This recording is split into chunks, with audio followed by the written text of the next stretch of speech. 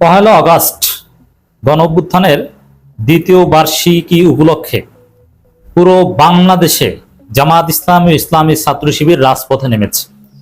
জামাতের প্রোগ্রাম লোকে লোকারণ্য।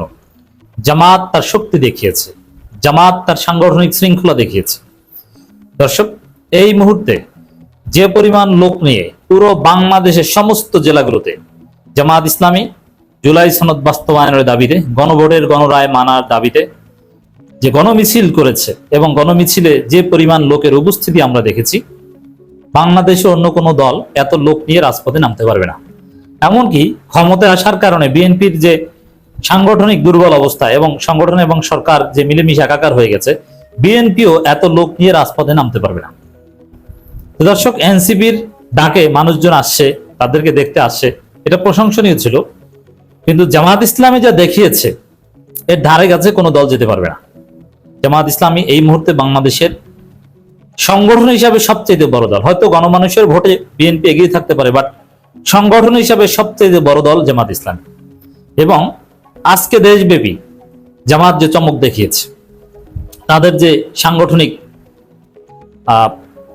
যে গণমিছিল এবং সাধারণ জনগণের যে উপস্থিতি, সেখানে বেশ কিছু চমৎকার ঘটনা আছে। একটা হচ্ছে যে ডাকসু বিবি সাদিক ক্যাম্প রাজপথে নেমেছেন। ডাকসু বিবি সাদিক ক্যাম্প একদম সামনের সারিতে ঢাকা মহানগর দক্ষিণ জামাতের প্রোগ্রামে। এর মানে ডাকসু বিবি সাদিক ক্যাম্প এখন পর্যন্ত ডাকসুর মেয়াদ আছে, তিনি জামাতের রাজনীতি সক্রিয় হচ্ছেন। আগামী দিনে যেহেতু তিনি ঢাকা দক্ষিণের মেয়র ক্যান্ডিডেট, জামাত ইসলামের গণমুখী রাজনীতি অ্যাটলিস্ট সাদিক ক্যাম্পকে কেন্দ্র করেই আবর্তিত হবে। অন দি আদার হ্যান্ড, আরেকটা দৃশ্য চমৎকার লেগেছে। ঢাকা উত্তরের গণমিছিলে একদম সামনের সারিতে ছিলেন মুফতি আলী হাসান ওসামা। কোন কওমি আলেম যদি জামাত ইসলামীতে যোগদান করেন, জামাত ইসলামী যে তাকে মাথার তাজ মনে করে, মাথায় তুলে রাখে, তার প্রমাণ আলী হাসান ওসামা। আলী হাসান ওসামাকে জামাত যে সম্মান দিচ্ছে, যেভাবে মূল্যায়ন করছে, সত্যিকার অর্থেই এটা বিরল। এত বড় একটা দলে জাস্ট একজন মেধাবী যোগ্য মহাক্কিক আলেম হওয়ার কারণে যেভাবে সম্মানিত হচ্ছে, তা আমরা অনেক সমালোচনা করি জামাতের, যেখানে কেপেবল লোক, যোগ্য লোক মূল্যায়ন পাবে এটা কঠিন, কিন্তু অনেক ক্ষেত্রেই কিন্তু হয়। যেমন এই যে আলী হাসান ওসামা খুব সহজেই মূল্যায়ন পাচ্ছেন, এই জিনিসটা সত্যি প্রশংসার যোগ্য। ডক্টর ফয়জুল হক, যারা ঢাকা মহানগরের উত্তরে জনশক্তি সরাসরি না, এরা এই মিছিলের সামনের সারিতে। এবং এই দিনটা জামাতের জন্য তাৎপর্যপূর্ণ, কারণ 2 বছর আগে এই দিনে জামাত শিবিরকে নিষিদ্ধ করা হয়েছিল। জামাত এটাকে তাদের একটা বিজয় হিসাবে উদযাপন করছে। দেখেন ইতিহাস কতটা নিষ্ঠুর।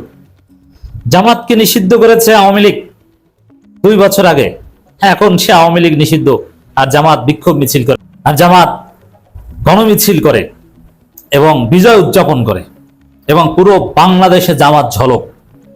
জামাত শিবিরে লোকে লোকারণ্য, সকাল থেকে সন্ধ্যা পর্যন্ত পুরো বাংলাদেশ ছিল জামাত শিবিরময়।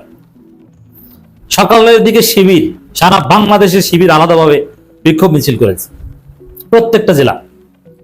দুপুরের পর জামাত, ঢাকার শহর জামাতময় ছিল। এত লোক নিয়ে জুলাই অভ্যুত্থান রিলেটেড কোন প্রোগ্রাম পারলে বিএনপি করে দেখাক। দর্শক, বরিশাল, খুলনা, রংপুর, সাতক্ষীরা, চট্টগ্রাম থেকে শুরু করে সিলেট, এমন কোনো জায়গা নেই যেখানে জামাত ইসলামী এই গণমিছিল না করেছে। এবং প্রত্যেকটা জায়গায় বিপুল সংখ্যক জনশক্তি, সাধারণ মানুষ এই কর্মসূচিগুলোতে অংশগ্রহণ করেছে। কিন্তু তারপর এখানে জামাতের কিছু দুর্বলতা আছে। একটা বিষয় হচ্ছে যে জামাতের কর্মসূচির যে ধরন, পরিধি এবং যে উপস্থিতি, এটা সত্যিকার অর্থে বাংলাদেশের এই মুহূর্তে সর্ববৃহৎ দলের প্রমাণ, সাংগঠনিক শক্তিতে। কিন্তু মিডিয়ায় সেরকম কোনো কাভারেজ আমরা দেখলাম না, দুর্বল কাভারেজ। ঢাকা মহানগর উত্তর দক্ষিণেরটা মোটামুটি কাভারেজ পেয়েছে, বাকিগুলো এক একটা জেলায় হাজার হাজার জনশক্তি নিয়ে মিছিল করেছে। কিন্তু জামাত নিজেরাও ঠিকভাবে প্রচার করেনি, এবং নিজেরা যে ছবি তুলেছে অত্যন্ত দুর্বল কোয়ালিটির ছবি। এর অর্ধেক লোক নিয়ে যদি এনসিপি কোথাও একটা বিক্ষোভ মিছিল বা গণমিছিল করতে পারতো, তারা এমন সুন্দর ছবি তুলে এমন ভাবে পিয়ার করে এটা প্রচার করে দিত, পুরো বাংলাদেশ জানতো। কোন একটা জেলার মিছিল পুরো জেলার লোকজন জানতো। কিন্তু জামাতের এই ব্যাপক কর্মযোগ্য বিশাল গণমিছিল, জনতার ঢেউ, জনতার ঢল নেমেছে এক একটা কর্মসূচিতে। এখন রাজনৈতিক দলের কর্মসূচিতে তো আপনার কোটি কোটি মানুষ নামবে না, যা নেমেছে এটা অন্য দলে পারবে না। এই দৃষ্টিতে এটা অনেক। সেই অনুযায়ী কাভারেজ হয়নি এবং নিজেরাও ভালোভাবে প্রচার করতে পারেনি। এই জন্য জামাত শিবিরের লোকজনের উচিত তাদের প্রোগ্রামগুলো অ্যাটলিস্ট শেয়ার করা। বিন্দু বিন্দু করে সিন্ধু হয়, সবাই মিলে পোস্ট দেন, ছবি শেয়ার করেন। আর আমি দেখলাম যে জেলার কর্মসূচিগুলোতে ছবি তোলার মতো, ছবি আপলোড দেওয়ার মতো তো ছবি থাকতে হবে। ছবিগুলো হাজার হাজার লোক, কিন্তু এমন ভাবে ছবি তুলছে মনে হয় যেন 50-60 জন লোক। তো দর্শক, এই দুর্বলতা ওভারকাম করতে হবে। কিন্তু জামাতের শক্তি অনেক, কিন্তু সেই শক্তিটা ভিজিবল না, প্রচার করতে পারছে না। আর রাজনীতিতে রিয়েলিটির চাইতে প্রচার এবং পারসেপশন ইজ ইম্পর্টেন্ট। জুলাই গণঅভ্যুত্থানে দ্বিতীয় বার্ষিকী উপলক্ষে রাজধানীতে জামাতের গণমিছিল অনুষ্ঠিত। পুরো রাজধানী জামাতময় ছিল। এই 1 অগাস্ট সবারই তো পালন করার কথা, কিন্তু না, দৃশ্যপটে শুধু জামাত আর জামাত।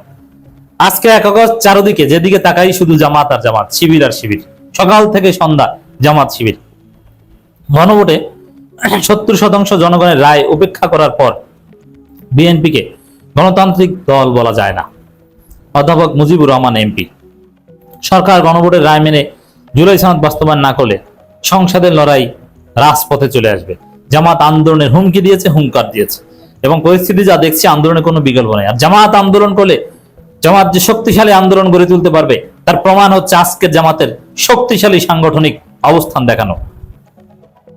বাংলাদেশ জামাত ইসলামীর নায়েবে আমির অধ্যাপক মুজিবুর রহমান এমপি বলেছেন, গণভোটে 70% জনগণের রায় উপেক্ষা করার পর বিএনপিকে গণতান্ত্রিক দল বলা যায় না। তিনি বলেন, গণতান্ত্রিক দল হল ওই দল যে দল জনগণের মতামত মেনে নেয়। বিএনপি হচ্ছে জাতীয়তাবাদী প্রতারক দল। তারা নিজেরা প্রতারণার কথা গর্বের সাথে সংসদে বলছে। এটাকে জাতীয়তাবাদী প্রতারক দল বললে ভুল হবে না। বলেছিল যে আমরা অক্ষর অক্ষরে জুলাই সনদ বাস্তবায়ন করব। আমরা আশ্বস্ত হয়েছিলাম, কিন্তু এখন তো কোনো আলামত দেখি না। বরং জামাতকে পাল্টা প্রস্তাব দেন যে জুলাই সনদ এগুলো ভাই আপোষ করেন, এগুলো ভুলে যাওয়া যায় কিনা, আপনারা কি চান বিনিময়। ঢাকা মহানগর দক্ষিণের উদ্যোগে জুলাই গণঅভ্যুত্থানের দ্বিতীয় বার্ষিকী উপলক্ষে আয়োজিত গণমিছিল পূর্বে জাইতুল মুকাররমের উত্তর গেটে অনুষ্ঠিত সমাবেশে প্রধান অতিথির বক্তব্যে তিনি কথা বলেন। এই সময় তিনি আরো বলেন, যতদিন পর্যন্ত গণভোটের রায় মেনে না নেবে বিএনপি ততদিন পর্যন্ত একটি অগণতান্ত্রিক দল হিসেবেই থাকবে। অধ্যাপক মুজিবুর রহমান, শফিকুল ইসলাম মাসুদ, নুরুল ইসলাম বুলবুল, সাদিক ক্যাম্প প্রত্যেকেই কঠিন বার্তা দিয়েছেন।